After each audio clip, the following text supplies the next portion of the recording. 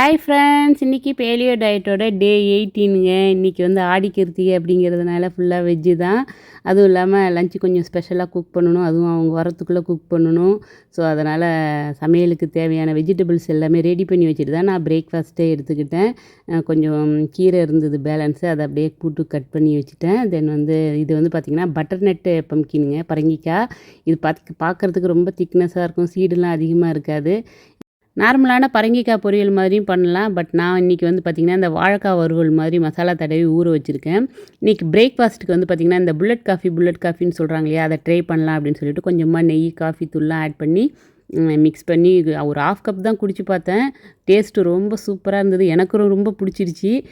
So இன்னும் ஒரு 1/2 cup வாட்டரை மிக்ஸ் பண்ணி அப்படியே ஃபுல் கப்பாக எடுத்துக்கிட்டேன். டேஸ்ட்டு வந்து எனக்கு ரொம்ப பிடிச்சதுனால இனிமேல் வாரத்தில் ஒரு 2-3 நாள் பிரேக்ஃபாஸ்ட்டாக இந்த புல்லட் காஃபி எடுத்துக்கலான்னு முடிவு பண்ணியிருக்கேன்.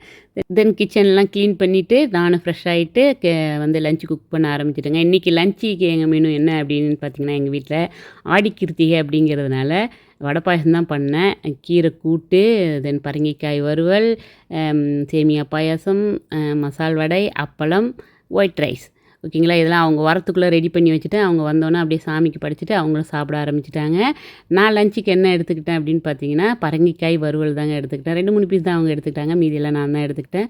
1 கப் தயிரோடு எடுத்துக்கிட்டேன். நீங்களே இந்த பரங்கிக்காயை வந்து இந்த மாதிரி செஞ்சு பாருங்கள். பரங்கிக்காய் வேணாங்க அப்படின்னு சொல்கிறவங்க கூட சாப்பிடுவாங்க. இன்றைக்கி நான் எந்த ஒர்க் அவுட்டும் பண்ணலிங்க. ஏன்னா வந்து 6 டேஸ் தொடர்ந்து பண்ணிட்டேன். ஸோ 1 டே வந்து ரெஸ்ட் எடுத்துக்கிட்டேன். நாளையிலேருந்து கண்டினியூ பண்ணுவேன். இந்த ஒர்க் அவுட்லாம் பண்ணாதனால நைட் டின்னருக்கு வந்து பார்த்திங்கன்னா ஒரே ஒரு ஆவக்காடோ பழம் மட்டும் தான் எடுத்துக்கிட்டேன். ஓகே ஃப்ரெண்ட்ஸ், இன்றைக்கி நான் எடுத்துக்கிட்ட டயட் ஃபுட் இவ்வளோ தான். நெக்ஸ்ட் வீடியோவில் மீட் பண்ணுவோம். பை. தேங்க்ஸ் ஃபார் வாட்சிங்.